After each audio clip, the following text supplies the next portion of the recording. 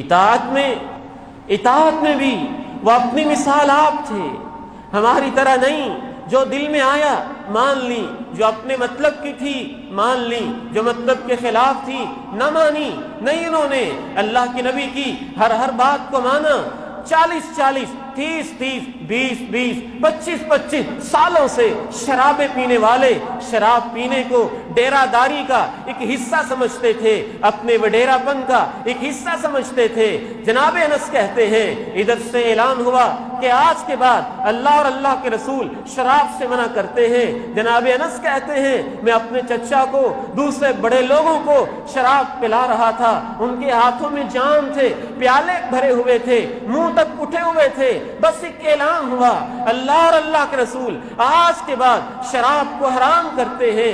پیالہ پینا تو دور کی بات ہے، ایک گھونٹ بھی اندر نگلنا، حلق سے نیچے اتارنا گوارا نہ کیا۔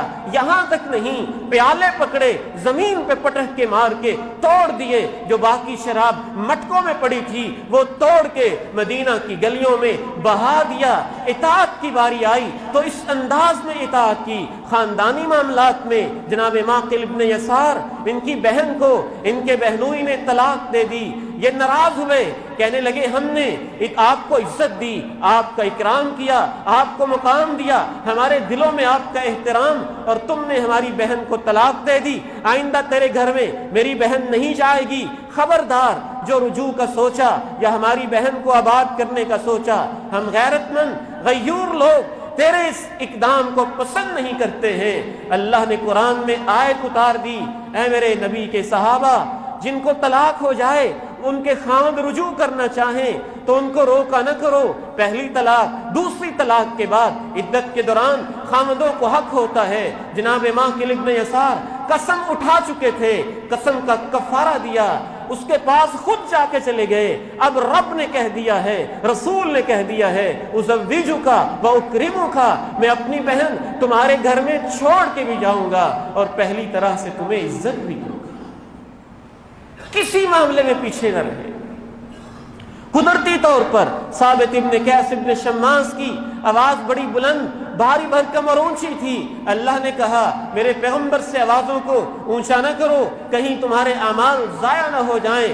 ثابت ابن قیس ابن شماس اپنے گھر میں ہی بیٹھ کے رہ گئے، کبھی مجلس میں آنا پسند نہ کیا، کہیں ایسا نہ ہو پیغمبر کی آواز سے میری آواز اونچی ہو جائے، میرے اعمال ضائع نہ ہو جائیں۔ اللہ کے پیغمبر نے پوچھوایا، معلوم کروایا، ثابت آنکھیں کیوں نہیں؟ کہا اللہ کے نبی میری آواز قدرتی طور پہ اونچی ہے، کہیں آپ کی آواز سے بلند ہو کے کوئی گستاخی نہ ہو جائے، زندگی کی محنت ضائع نہ ہو جائے۔ کہا نہیں، تو ان میں سے نہیں ہے جو جان بوجھ کے آوازیں اونچی کرتے ہیں۔ ثابت تو جنتی ہے، انت من اہل الجنہ، انت من اہل الجنہ۔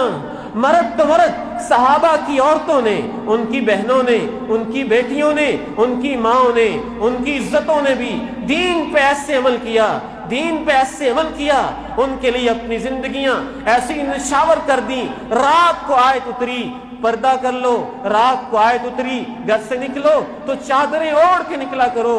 کہا کرتے تھے کہنے والے انصار کی عورتیں بھی کیا عورتیں تھیں، رات کو آیت اتری، پاس چادریں نہیں تھیں، لباس کی تنگی تھی، معاشی حالات ایسے نہیں تھے، بازار مارکیٹیں ایسی نہیں تھیں جا کے چادریں خرید لیں۔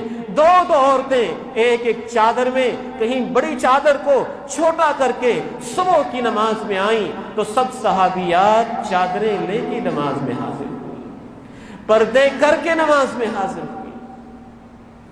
اسی لیے اللہ نے ان کو یہ سرٹیفکیٹ دے دیا، رضی اللہ عنہم ورضوا عنہ، رضی اللہ عنہم ورضوا عنہ۔ اللہ ان سے راضی ہے، یہ اللہ سے راضی ہے، اللہ ان سے راضی ہے، یہ اللہ سے راضی ہے۔